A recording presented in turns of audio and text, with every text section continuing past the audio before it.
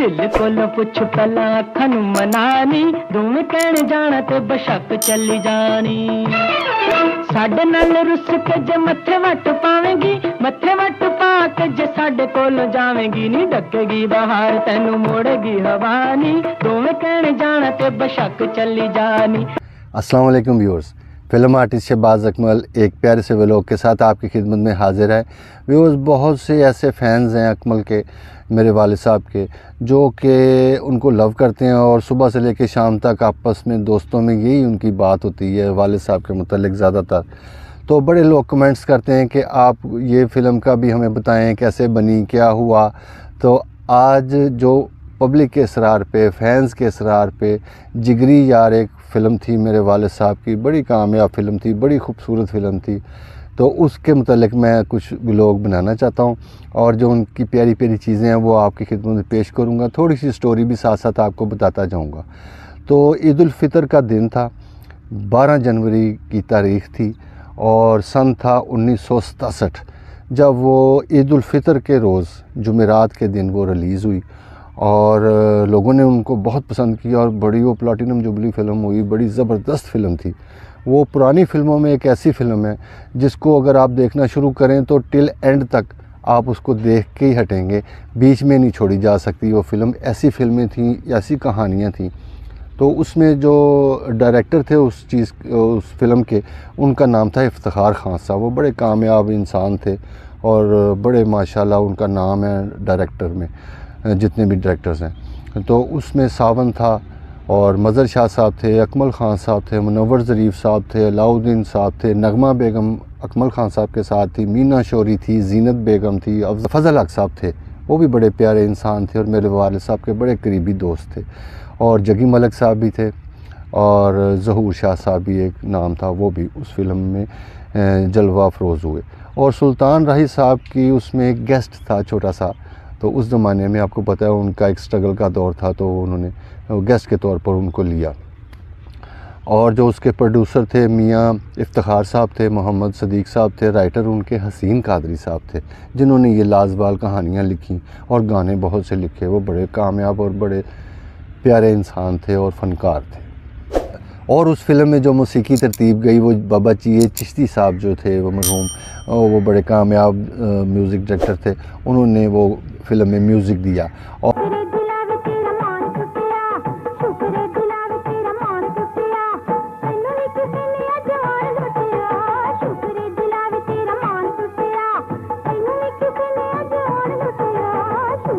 और माला की आवाज़ में गाने कुछ रिकॉर्ड हुए, नज़ीर बेगम की आवाज़ में भी, ये बहुत बड़ी गुलकाराएँ थीं उस ज़माने की। और फिर आयरन परवीन, उनका भी एक नया दौर था। तो अहमद रुश्ती की आवाज़ में भी गाना है और मसूद राना साहब की आवाज़ में भी गाना है। व्यूअर्स, जब कहानी का आगाज़ होता है तो स्टार्ट फ़िल्म में ये हमें दिखाते हैं डायरेक्टर साहब कि दो बुज़ुर्ग हैं जो कि चारपाई पे लेटे हुए हैं, साथ साथ चारपाई हैं और दोनों ने आपस में हाथ पकड़े हुए हैं। और एक का बेटा अलाउद्दीन है और एक का बेटा सावन है। तो ये दोनों साथ बैठे हुए हैं, उनकी जान निकल रही है साथ ही दोनों बुज़ुर्गों की। और वो उनका ये मशहूर है कि ये शुरू से दोस्त हैं और यार हैं, और वो मरते वक्त अपने बेटों से वादा कर लेते हैं कि भाई हमारे मरने के बाद आप लोगों की दोस्ती होनी चाहिए, ताकि हमारा जो एक तरीक़ेकार है पूरे गांव के सामने कि हम बड़े दोस्त थे, लोग ये कहें कि इनके बेटे भी आपस में जो थे वो जिगरी यार थे। मरन वेले अपनी औलादां नूं हिस्से विच ज़मीनां जायदादां लड़ाई ते झगड़े ते जांदे थे, पर ये दोवें यार क्यों तुहानूं रिश्ते विच प्यार, मुहब्बत ते दोस्ती दे चले ने। उन दोनों की जब डेथ होती है तो उसके बाद, मरने के बाद उनके, तो जो उनके बेटे होते हैं सावन साहब और अलाउद्दीन साहब, ये आपस में मिलते हैं गले और आपस में वादा करते हैं कि हम अपने बाप की जो वसीयत है उस पर अमल करेंगे इंशाल्लाह, और जब तक हमारी सांस में सांस है हम अपना जो याराना ना वो निभाएंगे। एक नुक्ते दे नाल कदी भी यार ना पूरा हो। तो फिर ये दिखाते हैं कि उसके घर भी बेटा हुआ है अलाउद्दीन के, और सावन के घर भी बेटा हुआ है। तो ये दोनों अपनी बीवियों से छुप के ये आपस में डिस्कस करते हैं कि हम अपने जराने को इस तरह मतलब पाया तकमील तक पहुंचा सकते हैं, अपने बाप की वसीयत को इस तरह हम जो है वो निभा सकते हैं कि हम ना अपने दोनों बच्चों को चेंज कर लेते हैं। मैं तुम्हें अपना बेटा दे देता हूँ, तुम मुझे अपना बेटा दे दो, तो ताकि हमारा जो ना ये बंधन जो एक आपस में एक जुड़ा हुआ पाना है ये टूटे ना। औलादें चेंज कर लेते हैं, उनकी बीवियों को भी नहीं पता लगता, क्योंकि वो नए नए दोनों पैदा होती हैं और वो बीवियाँ भी सोई होती हैं या बेहोश होती हैं, तो वो उठा के ना अपने बच्चे उसको दे देता है, वो उसको दे देता है। इस तरह वो जो चीज़ें हैं ना दोनों बेटे एक्सचेंज कर लेते हैं। तो फिर वो ये होता है आगे चल के कि एक का बेटा जो है वो मज़र शाह बन जाता है और एक का बेटा अकमल बन जाता है, जिनका नाम फ़िल्म में बहादुर कहलाते हैं वो। और जब ये दोनों जवान होते हैं तो दूसरी तरफ ये दिखाया है कि फ़ज़ल हक साहब एक आर्टिस्ट थे, बड़े प्यारे आर्टिस्ट थे, तो वो चौधरी होते हैं उस गांव के और उनकी बेटी होती है नगमा। तो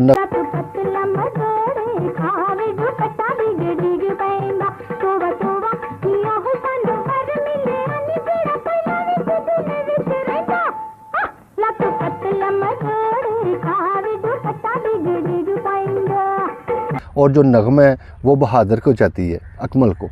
तो एक जगह पे इनका टकराव होता है, तो जो बहादुर होता है वो भी वहाँ पे होता है और जो मज़र शाह होता है वो नगमा से उसकी राय पूछता है या उसको छेड़ता है या जो भी करता है। तो अकमल खान साहब जो होते हैं वो उनको गुस्सा चढ़ जाता है और आपस में इनकी दोनों की लड़ाई शुरू हो जाती है। देखदा नहीं टांगे ते जनानियां ने परा हो जा, बुरी गल है। आ बहादुरी और ते कोई मलकल मौत नहीं आ जाना तो मैं अच्छे ही मरेगा। और सुनदा नहीं और कहंदी पई है इन्हां छांटे मार जे कमीने दे डर ने ते मेरे बड़ा छांटा छांटे मारे नहीं ते चुपेड़ा नहीं खांदी जा। ओए जग्गू ओ जनानियां ते हाथ नहीं चुकी दे, ओ यार कसूर भी ते साडा वे, ओ जा कुड़िया अपना काम कर। तो बहरहाल वाले साहब जो हैं अकमल खान साहब वो उसको खूब पीटते शीटते भी हैं, इनको छोटे छोटे लगती हैं, काफ़ी लड़ाई होती है। उसके बाद इसी गुस्से में जो मज़र शाह होता है वो अपने घर के दरमियान में दोनों के जो घर होते हैं उनका सेन जैसे मैंने बताया आपको एक होता है, तो उसके अंदर वो दीवार खींच देता है। जब वो दीवार उसके अंदर कर देता है तो जो दोनों बाप होते हैं दोनों के वो बड़े गमज़दा हो जाते हैं कि भी ये इन्होंने ये इस बंदे ने ये क्या किया। तो बहरहाल वो ये फ़ैसला करते हैं कि ये हम इसको दीवार को गिराते हैं।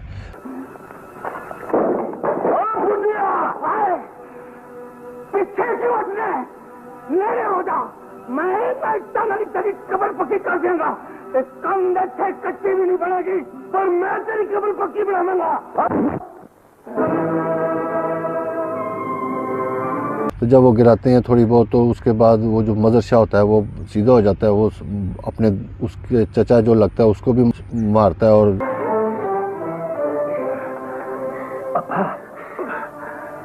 जब पता नहीं लगा तेन मैं मारे बहादुरी। जग्गू एक बारी हो रहा ते इन्नी उच्ची आख के ना दूजा यार भी सुन लवे तो फिर मैंने झूठा करने वाला कोई ना होवे। और उधर डायरेक्टर ये दिखाता है कि जो फ़ज़ल हक है जो चौधरी है पिंड का, जिसकी बेटी नगमा है, तो वो फौत हो जाता है और वो मरने से पहले अकमल के जो वालिद हैं बहादुर के वालिद उनसे ये वादा करता है कि भी मेरी बेटी का ध्यान रखना। मैं ये अमानत तेरे हवाले कर रहा हूं,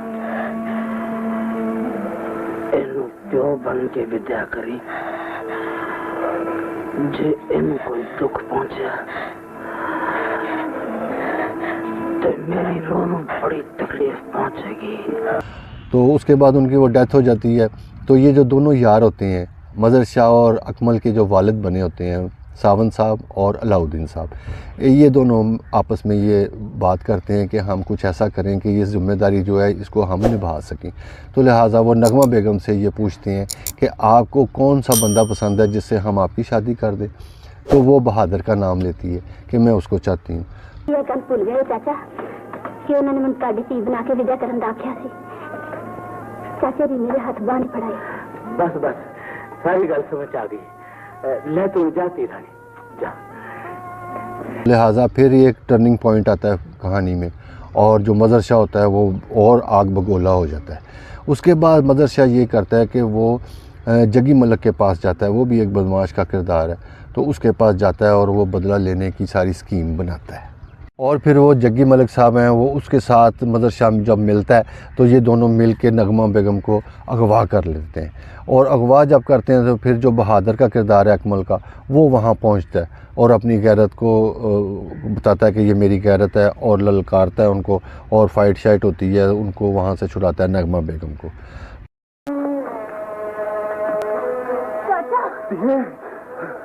अरे बहादुरी पुत्रा, पहला तुम्हें दस के साड़ी इज्जत में चुक के कौन ले गया? ना ही पूछो अब्बा जी। पुत्र बहादुरी तू ओदा हुलिया ते दस, ਅਸੀਂ ਉਹਨੂੰ ਜਾਨੋਂ ਮਾਰ ਦਿਆਂਗੇ। तो फिर सुन लो चाचा जी, और जग्गू सी। तो बहरहाल फिर जो अकमल का जो वालिद होता है वो बड़ा जो मतलब जो कि वालिद नहीं होता, दूसरा जो दोस्त होता है वो वालिद होता है, लेकिन जो मदर शाह का वालिद है अकमल का वालिद बना हुआ है, जैसे मैंने आपको बताया चेंज कर लिया उन्होंने। तो फिर वो उसके अंदर जो एक बाप की जो एक वो जो होती है प्यार और वो चीज़ औलाद की, वो खून उसका खोलता है और वो मदर शाह को कहता है कि तुम उसके बेटे नहीं, तुम मेरे ही बेटे हो। बेटा आगे से इसरार करता है कि फिर अगर मैं तुम्हारा बेटा हूँ तो तुम मेरे बाप का जो किरदार निभाओ और मेरे नगमा से मेरी शादी करो। फिर मदर शाह के कहने पे जो उसका असल बाप होता है तो वो जाता है और अपने जो दोस्त होता है, जिगरी यार जो होता है, उसको जाके वो कहता है कि भी जो नगमा की जो शादी है वो मेरे बेटे के साथ होगी। तो जो उसका जो असल बाप होता है बहादुर का, अकमल का, वो भी जो सीधा हो जाता है आगे से कि भी नहीं, ये नहीं हो सकता, क्योंकि औलाद तो औलाद ही होती है। तो आपस में उनका झगड़ा शुरू होने लग जाता है, समझ लें बंदूकें ही निकल आती हैं, इस किस्म का माहौल बन जाता है। तो उस मौके पे फिर नगमा बेगम एंटर होती है और नगमा बेगम एंटर होके तो दोनों के बाप को जो समझ लें कि वो बुरा भला कहती है कि तुम ये लोग क्या कर रहे हो और ये कैसा ये आपका सिलसिला है, तो ये तो नहीं, मैं तो बहादुर के साथ ही शादी करूँ। मैं बाबल की कब्र पे जाके कहांगी कि बाबला किन्ना को अपनी इज्जत अमानत रख दिया है। तेरे पुत्रों ने पीऊ बन के लड़न मरन लिए तैयार हो गए ने, ते तीदा बाबल बन के एक भी धी नूं तोड़न लिए अगा नहीं वधिया।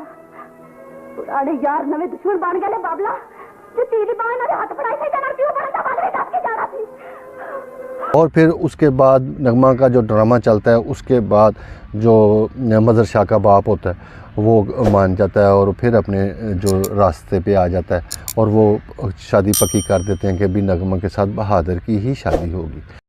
मैं उन्हें कह आई कि जग्गू औरत जिन्होंने एक बार प्यार कर दी और मुंह कहती नहीं होती, और पीछे पीछे आप तुर पैंदी होंदी। और जब इन दोनों की, बहादुर की और नगमा की, जो आपस में बात पक्की कर देते हैं उनके वालिद, तो उसके बाद जब शादी का मौका आता है उससे कुछ दिन पहले जो मदर शाह होता है उसको अगवा करने के इरादे से दोबारा वहाँ पे आता है। और फिर कुछ ऐसा होता है कि मदर शाह जो है बंदूक निकालता है, तो उसका जो असल बाप होता है उसकी गैरत भी जागी होती है, नगमा ने जगाई होती है, वो फिर अपने बेटे को गोली मार देता है।